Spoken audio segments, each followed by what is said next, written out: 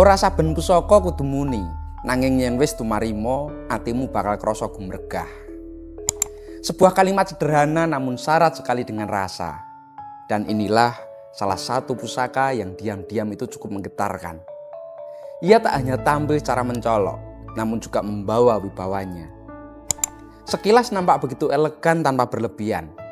Warangka gayaman gaya Yogyakarta yang begitu terlihat anggun dan begitu berwibawa. Dipahat dari kayu timoho, pilihan jenis kayu yang memang disukai para pecinta Tosan Aji karena keindahan motif serat alaminya. Warangka ini bukan sekedar pelindung pusaka, ia bisa mengeluruh rasa, bahkan ngayang batin, meriayeni, memancarkan nuansa leluhur yang sangat kuat, seolah menghidupkan kembali nilai-nilai yang telah lama tertanam. Yang menarik, di balik busana pusaka ini tersimpan jejak strata sosial. Pada masa lalu, khususnya di lingkungan keraton, tak semua orang itu berhak mengenakannya. Hanya raja, kerabat dalam, para pangeran, dan bangsawan yang boleh memakai pendok kemal warna merah seperti ini. Sebab setiap warna punya arti dan derajatnya tersendiri. Satu pusaka dengan segudang banyak makna, bukan hanya tentang bentuk dan bahan, tetapi tentang nilai, tentang jejak, dan tentang rasa yang telah diwariskan. Dan itu baru luarnya saja, tunggulah hingga saat kita buka isinya.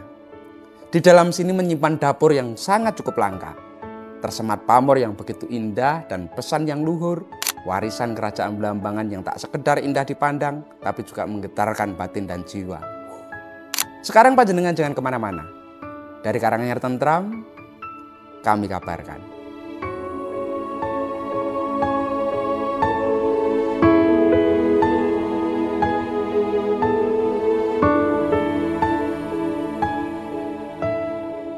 Pusaka ini tampil mencolok dengan balutan busana dengan elegan serta memancarkan karismanya yang cukup kuat. Ia merupakan salah satu jenis warangka gaya khas Yogyakarta dengan bentuk gayaman yang terlihat begitu anggun. Warangka ini dibuat dari kayu timoho pilihan, salah satu jenis kayu yang banyak digemari oleh para pecinta Tosan Aji, memang sebagai bahan busana keris untuk mereka tentunya. Hal ini tak lepas dari keindahan dan keragaman motif alami yang dimiliki oleh kayu timoho. Seperti pada warangka yang satu ini, ia memiliki corak seperti garis-garis halus dan abstrak yang menghiasi permukaannya menyerupai guratan alami pada marmer. Motif ini dikenal sebagai pelet nyeret. Ia menambah kesan anggun, meriayeni, dan tentunya ngayang batin.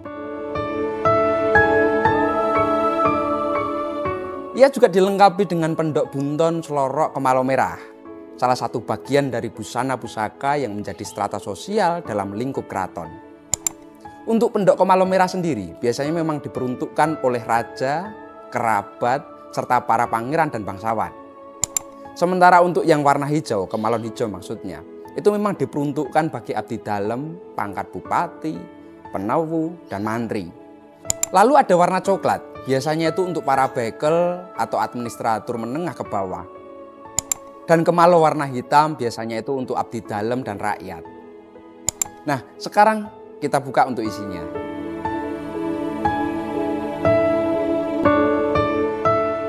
Pusaka dengan jumlah lot 3, dapur sembodo, pamoron genduru sinebit, tangguh Blambangan.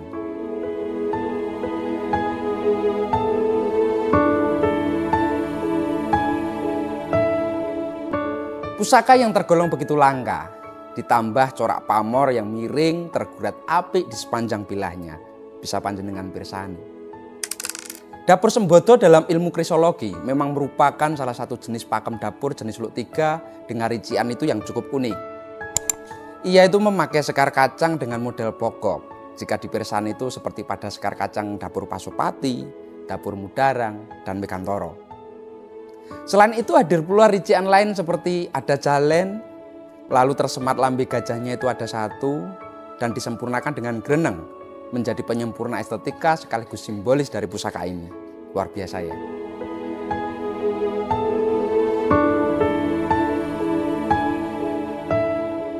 Keris dapur sembodo itu mengandung filsafat tentang kecukupan, bahkan keseimbangan dan kebijaksanaan dalam menjalani sebuah kehidupan. Dalam bahasa Jawa, kata sembodo itu bermakna cukup atau terpenuhi. yang merefleksikan itu harapan agar pemiliknya senantiasa hidup dalam keberkahan tanpa kekurangan, namun juga tidak berlebihan, sedang dan pas. Bentuk dapur keris ini memang cukup sederhana, namun begitu terlihat sangat elegan. Ia seolah mencerminkan sebuah nilai kesederhanaan yang begitu mulia, bahwa kemuliaan hidup tidak harus ditunjukkan lewat kemewahan, melainkan melalui ketenangan hati dan rasa syukur. Dalam bahasa esoteris, keris ini sekaligus membawa doa agar pemiliknya itu selalu diberikan kecukupan rezeki, kesehatan, serta ketangguhan hati dalam menghadapi segala tantangannya.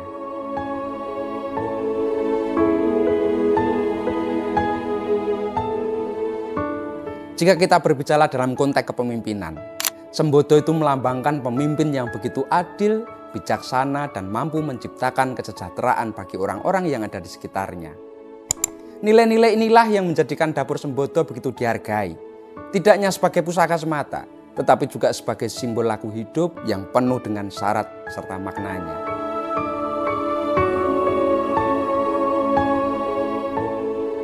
Sedangkan untuk pamornya juga tak kalah menarik. Jika dipirsani, ia memiliki warna yang cukup kontras dengan gradasi yang indah berpadu dengan warna besi serta bajanya. Menancapnya pamor pada bilah juga terlihat pandes dan ngawat.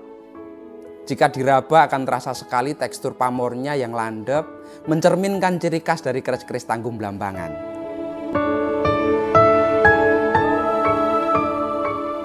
Pamor Ron Genduru Sinebit.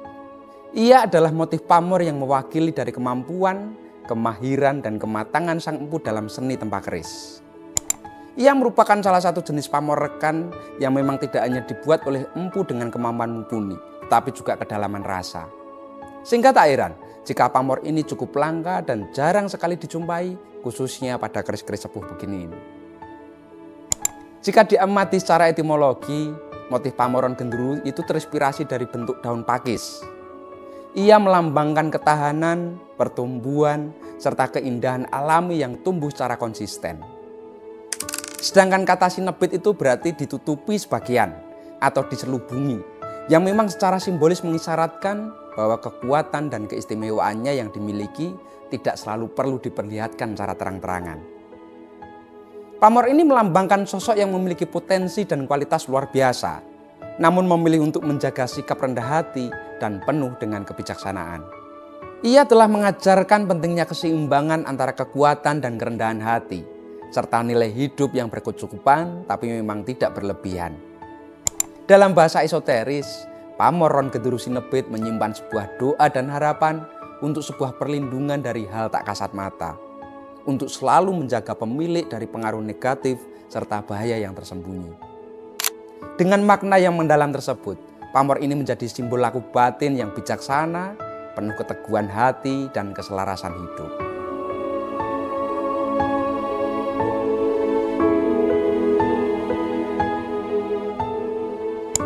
Pusaka yang pernah menjadi saksi bisu dari perjalanan sejarah kerajaan Blambangan ini nampak begitu kuat membawa karakter keris khas Tanggung Blambangan.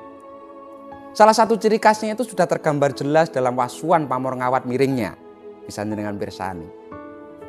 Jika diamati secara detail dari pasikutannya itu, ia terkesan begitu ndemes, nampak sekali serasi dengan gandiknya yang pendek dan cenderung miring.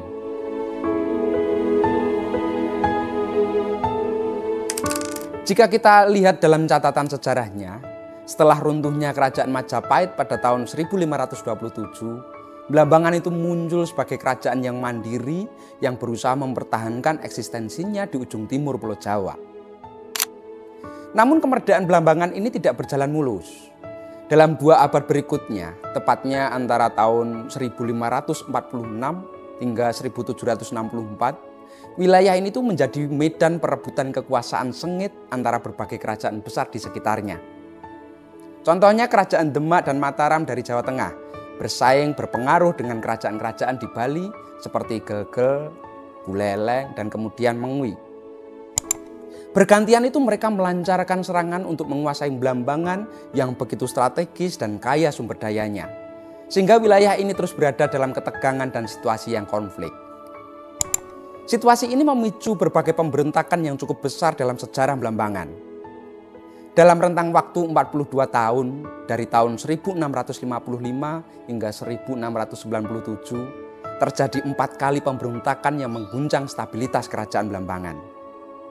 Pemberontakan tersebut tak lepas dari konflik internal maupun tekanan eksternal yang memang memaksa Blambangan untuk melakukan penyesuaian strategis. Salah satunya melalui perpindahan ibu kota. Istana yang semula berada di Kedawung harus berpindah ke Bayu kira-kira pada tahun 1655, kemudian pindah ke Macan Putih, lalu disusul dengan pindah ke Kutalateng. Perang berkepanjangan dengan pihak lain itu membuat istana terus berpindah hingga akhirnya itu menetap di Ulu Pampang. Dan terakhir itu pada tahun 1774 pindah ke Banyuwangi yang menjadi pusat kekuasaan dan kebudayaan sampai detik ini.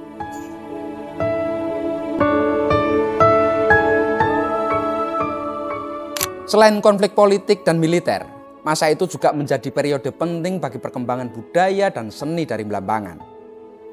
Pusaka-pusaka yang lahir dari tangan para empu legendaris tidak hanya berfungsi sebagai senjata semata, tetapi juga sebagai lambang kekuatan spiritual dan simbol identitas bangsa.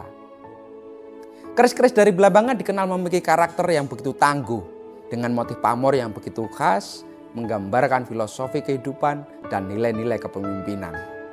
Ada Empu Ki Mendung, Ki Tembarok, Ki Supogati, dan Empu Pangeran Pitrang. Beliau-beliau itu tercatat dalam Serat Pananggung Duwung sebagai pembuat keris ternama yang mewariskan keahlian dan semangat juang melalui karya-karyanya. Perjalanan panjang sejarah Blambangan yang penuh dinamika dan perjuangan terekam jelas dalam pusaka-pusaka yang dihasilkan. Setiap keris ini menjadi saksi bisu sekaligus simbol ketangguhan masyarakat Blambangan yang memang tak mudah menyerah meskipun harus menghadapi gempuran dari berbagai kerajaan besar. Hingga kini, pusaka-pusaka tersebut tidak hanya menjadi warisan budaya yang berharga, tetapi juga menjadi identitas dan kebanggaan yang mengikat masyarakat Banyuwangi dengan akar sejarah dan budaya leluhur mereka.